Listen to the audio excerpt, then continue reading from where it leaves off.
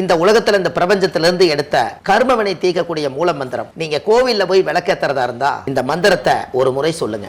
முற்பிறவியில செய்த பாவங்கள் எப்பிறவிக்கும் தொடராமல் இருக்க, இப்பிறவியிலேயே என் தந்தை வழியில் வந்த கர்மாவனை, என் தாய் வழியில் வந்த கர்மாவனைகள், என் தாயுடைய கர்ப்பத்திலிருந்து நான் இந்த பூமிக்கு கொண்டு வந்த கர்மாவனைகளும் இன்றோடு நிவர்த்தியாகட்டுன்னு 5 தீபம் விளக்கேத்தி சாமிக்கு தேங்காய் வளம் பூ மாலை கல்கண்டு வாங்கி அர்ச்சனை பண்ணி உங்க ஜாதகத்தை கொண்டு போய் சாமி பாதத்துல வச்சு இன்னையோட எனக்கு எல்லாம் நல்லது நடக்கும்னு மனசார கும்பிட்டு வாங்க. வாழ்க்கையில அசுர வளர்ச்சிக்கு வந்து.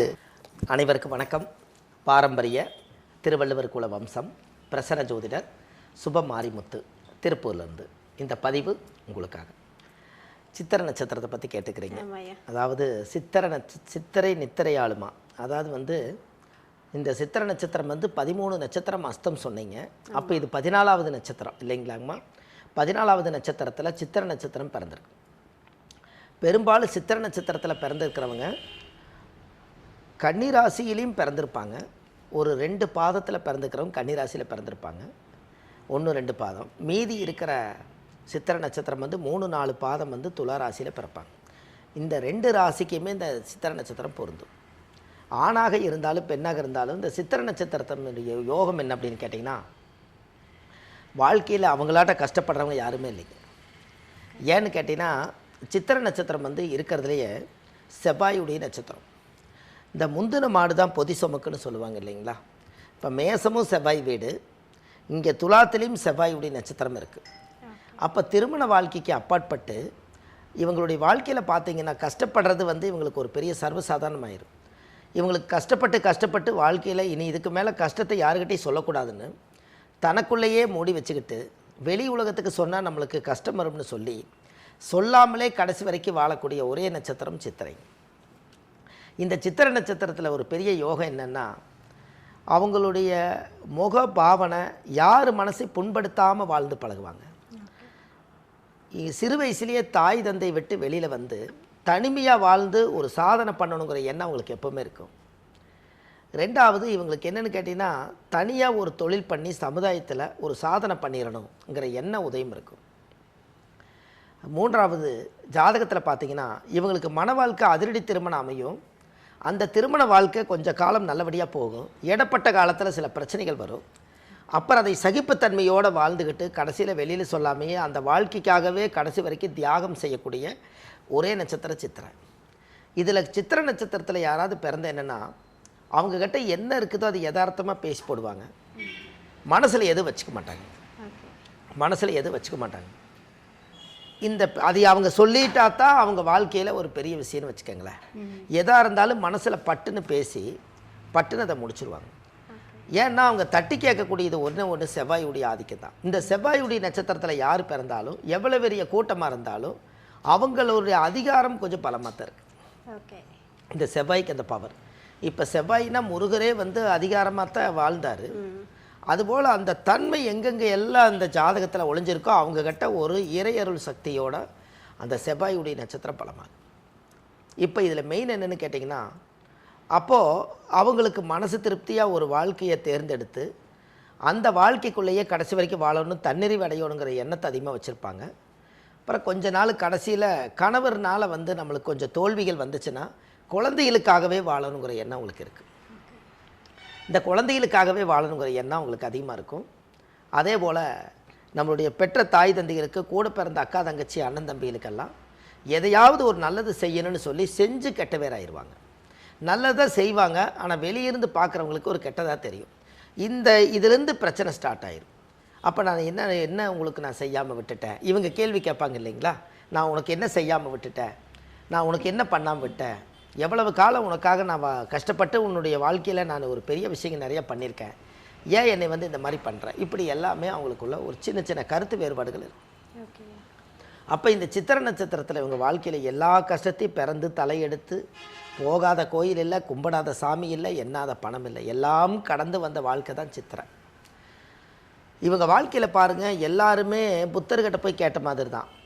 ஏன் சாமி எனக்கு மட்டுமே இவ்வளவு கஷ்டம் இருக்குதுன்னா, என்னங்க புத்தர்கிட்ட போய் அவர்கிட்ட போய் ஒரு அம்மா போய் புலம்பிச்சுங்களா, உலகத்தில் எல்லாருமே நல்லா இருக்காங்க, நான் மட்டும்தான் கஷ்டப்படுறேன், உங்களுக்கு தெரியுமா? அப்படியே புத்தர் மாதிரி அப்படியே நீங்கள் உட்கார்ந்துருக்கிறீங்களே, ஏதாவது ஒன்று சொல்லுங்கள் அப்படின்னு கேட்டதுக்கு அவர் சொன்னாரா, சாகாத வீட்டில் திணை கொஞ்சம் கடுகு வாங்கிட்டு வான்னு சொன்னாரா. ஓகே. என்னங்க, யார் வீட்டில் இறக்கலையோ அவங்க வீட்டில் திணை கொஞ்சம் கடுகு வாங்கிட்டு வான்னு சொன்னாராம். இப்போ இந்த அம்மா போய் கடுகு தானே, அதில் என்ன பெரிய விஷயம் இருக்க போகுது அப்படின்னு ஒரு வீட்டில் போய் அம்மா திணை கடுகு கொடுமான்னு கேட்டிருக்குது. ஐயோ உங்கள் வீட்டில் இறந்துக்கிறாங்களான்னு கேட்டுக்கிறாங்க. ஐயோ ஏன் பேசுகிறீங்க, இத்தனை காலமாக உயிருக்கு உயிராக வாழ்ந்த என் கணவரே இறந்து போயிட்டாரு, எங்கள் தாத்தா இது வரைக்கும் இறந்து போயிட்டாரு, அதனால் இது இறப்பு வீடு, கடுகு கொடுக்கக்கூடாதுமா, நீ வேறு வீடு பாருங்க. அப்புறம் இன்னொரு வீட்டுக்கு போயிருக்கிறாங்க. இன்னொரு வீட்டில் போய் இப்படி கேட்டால், என் கண்ணா வளர்த்துன பிள்ளையே என்ன போயிடுச்சு, இனி எங்கே போய் நான் கடுகு கொடுக்கணும். இப்படியே ஒரு 5-6 வீட்டுக்கு இவங்க போயிருக்காங்க. எல்லா வீட்லேயுமே இறந்துருக்காங்க, எல்லா வீட்லேயும் கஷ்டத்தை சொல்லியிருக்காங்க. அப்போ தான் இந்த அம்மா புரிஞ்சிருக்குது, நம்ம தான் கஷ்டம்னு சொல்லி புத்தர்கிட்ட போனோம், நம்மளை விட கஷ்டப்படுறவங்க வீடு வீடாக இருக்காங்களே, அப்போ நம்மளோட பிரச்சனை 2 பிரச்சனை தான், இதுக்கு தானே இவர்கிட்ட போனேன், இதுக்கு நம்மளே சரி பண்ணிக்கலான்னு மறுபடியும் திரும்பி புத்தர்கிட்டே போகலையா. அப்படித்தான் சித்திரை நட்சத்திரங்க. கடைசி வரைக்கும் எல்லாத்துக்கிட்டையும் போய் ஒரு கேள்வி வச்சு எங்கேயுமே பதில் கிடைக்கலன்னா இனிமேல் நான் என்னை நானே பார்த்துக்கிறேன் என்னங்கம்மா அப்படின்னு தனியாக ஒரு பெண்ணாக இருந்தாலும் ஆணாக இருந்தாலும் ஒரு இடந்தடம் வாங்கி வீடு வாசல் கட்டி யார் முன்னாடி வாழ்ந்து காமிக்கணுமோ அந்த வாழ்க்கையை அவங்க வாழ்ந்து காமிக்கிறதுக்காக வைராக்கியத்துக்காக வாழக்கூடிய ஒரே நட்சத்திரம் சித்திரை. இதெல்லாம் அவங்க வாழ்க்கையில் இந்த பதிவில் அவங்க தெரிஞ்சுக்கணுங்க. அப்போ இப்படியெல்லாம் அந்த காலத்தில் பிறக்கும்போது தனியாக தான் பிறந்தோம், வாழும்போதும் கடைசியில் தனியாக வாழ்ந்து போகும்போதும் தனியாக போகிறோம். இடப்பட்ட காலத்தில் வாழ்க்கை சொந்தம் எல்லாம் தேன் கூடு மாதிரி நெருங்குத, அப்புறம் எல்லாம் நம்மளை விட்டு போயிடுது.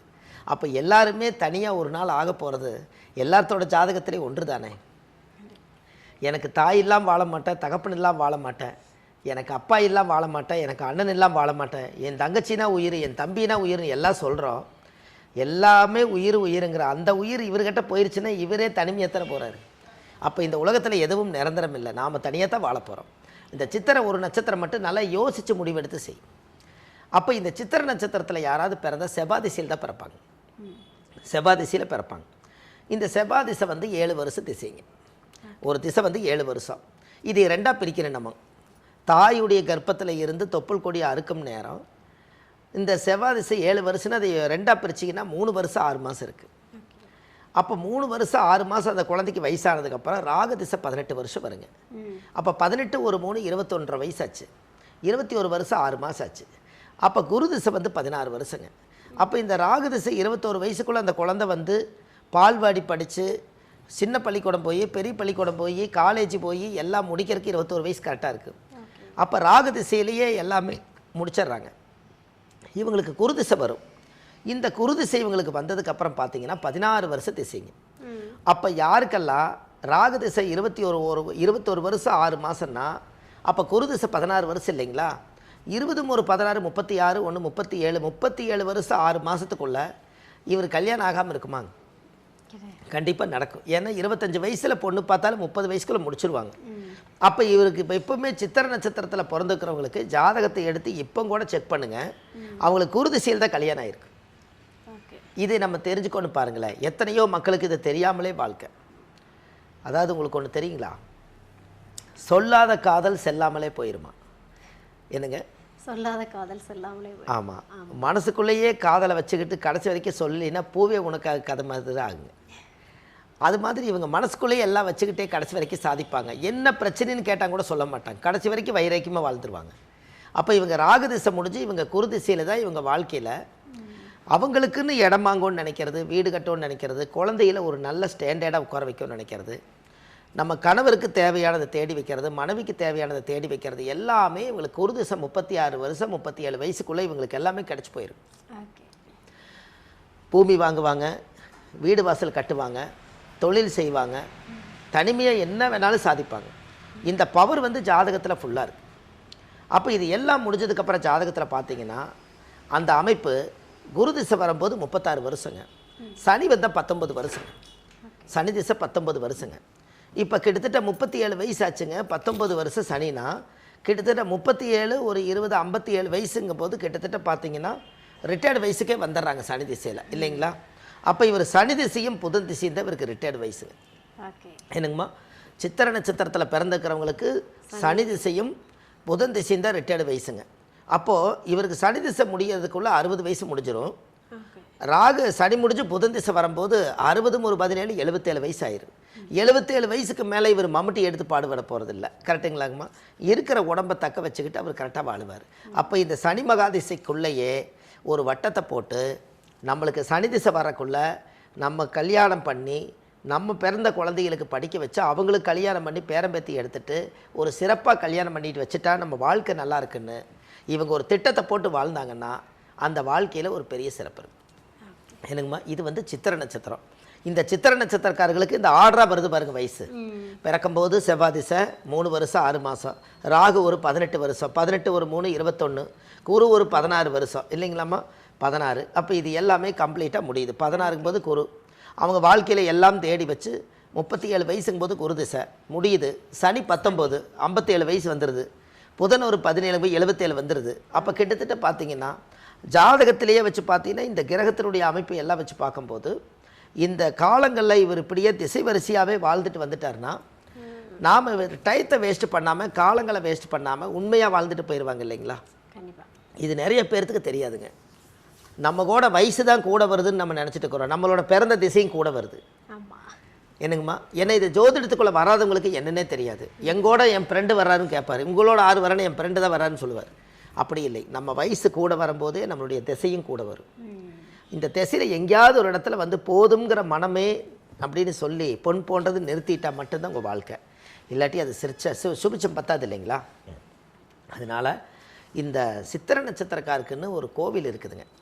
ஒரு தாயுடைய கருவறையில் இருந்து தொப்புள் கொடி அறுக்கும்போது சித்திரை நட்சத்திரத்துக்குன்னு தமிழ்நாட்டில் ஒரு பெரிய சித்தர்கள் மகான்கள் வந்து ஆதி காலத்திலேயே பல்லாயிரம் வருஷத்துக்கு முன்னாடி கோயில் கட்டி வச்சுக்கிறாங்க. அந்த கோயில் இந்த பதிவில் கொடுக்குறாங்க. அந்த கோயிலுக்கு போய் சாமிக்கு தேங்காய் பழம் மாலை கல்கண்டு வாங்கி அர்ச்சனை பண்ணி அந்த கோயிலில் போய் சாயம் போட்டு வந்தாச்சுன்னா உங்கள் வாழ்க்கையில் அசுர வளர்ச்சிக்கு வருவீங்க. கண்டிப்பாக இதை பண்ணிட்டு வாங்க, நல்லா இருப்பீங்கம்மா. சூப்பர் ஐயா. ஐயா இப்போ நீங்கள் வந்து ஒவ்வொரு விஷயத்தையும் வந்து திசை வாரியாக சொல்லியிருக்கீங்களா? இப்போ நிறைய பேருக்கு வந்து திசைனா என்னன்னே தெரிஞ்சிருக்காது. ஆனால் நீங்கள் வந்து ஒரு தெளிவான விளக்கத்தை கொடுத்துருக்கீங்க.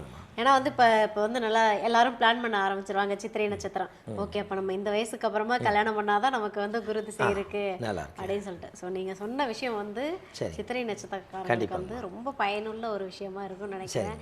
கண்டிப்பாக வந்து அடுத்த நட்சத்திரக்காரங்க வந்து வெயிட்டிங்கில் இருக்காங்க. ரொம்ப நன்றி. ரொம்ப நன்றிங்கம்மா. வணக்கம்மா. இப்போ சித்திரை நட்சத்திரம் பார்க்க நிறைய விஷயங்கள் சித்திரை நட்சத்திரக்காரங்களை பற்றி பேசுனீங்க. சரிம்மா. ஸோ பிரச்சனையிலேருந்து விடுபடணும்னா கோவிலுக்கு போயிட்டு வாங்க, எல்லாமே சரியாயிரும் நீங்கள். கண்டிப்பாக. அப்போ சித்திரை நட்சத்திரக்காரங்கள் எந்த கோவிலுக்கு போயிட்டு வந்தால் எல்லாமே சரியாகும் ஐயா? கண்டிப்பாக, ரொம்ப சந்தோஷம். அதாவது சித்திரை நட்சத்திரத்தில் நம்ம சித்திரை நட்சத்திரத்தை பற்றி நிறையா பார்த்தோம் இல்லைங்களாங்கம்மா?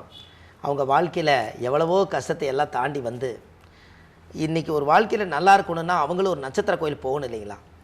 சித்திரை நட்சத்திரத்துக்குன்னே ஒரு கோவில் ரகசியமாக கட்டி வச்சுருக்காங்க. இத்தனை காலமாக அவங்களுக்கு அது தெரியாது. இந்த 27 நட்சத்திரத்தில் சித்திரை நட்சத்திரத்துக்கு ஒரு சித்தர் கட்டி வச்சுருக்காங்க அந்த காலத்தில். அதாவது என்ன அப்படின்னு கேட்டிங்கன்னா, மதுரை பக்கத்தில் பெரியார் நிலையம் பக்கத்தில் குருவித்துறை போகிற வழியில் சித்தார்த்த வல்லப்பெருமாள்னு அந்த கோவில் இருக்குதுங்க. இந்த கோவில் வந்து ரொம்ப பழமை வாய்ந்த கோயிலுங்க. அந்த கோவிலில் போய் 5 விளக்கு தீபம், சுவாமிக்கு தேங்காய் பழம் பூ மாலை கல்கண்டு வாங்கி சாமிக்கு அர்ச்சனை பண்ணி சாமி கும்பிட்டு வந்தால் அந்த சித்தார்த்த பெருமாள், அந்த வல்லப்பெருமாள், நீங்கள் கூகுளில் சர்ச் பண்ணும்போது சித்தார்த்த வல்லப்பெருமாள் நீங்கள் சர்ச் பண்ணணும். மதுரை மாவட்டம் பெரியார் பஸ் நிலையம் பக்கத்தில் குருவிந்துறை போகிற இடத்துல தான் அந்த கோவில் இருக்குது. நீங்கள் அந்த கோயிலில் போய் தீபம் போட்டு சாமி கும்பிட்டு வாங்க. இந்த சித்திரை நட்சத்திரத்தினுடைய தோஷ நிவர்த்தியாகி அன்னையிலேருந்து அவருக்கு ஒரு அசுர வளர்ச்சி பிறக்குங்க. கண்டிப்பாக போயிட்டு வாங்க, நல்லதே நடக்கும்.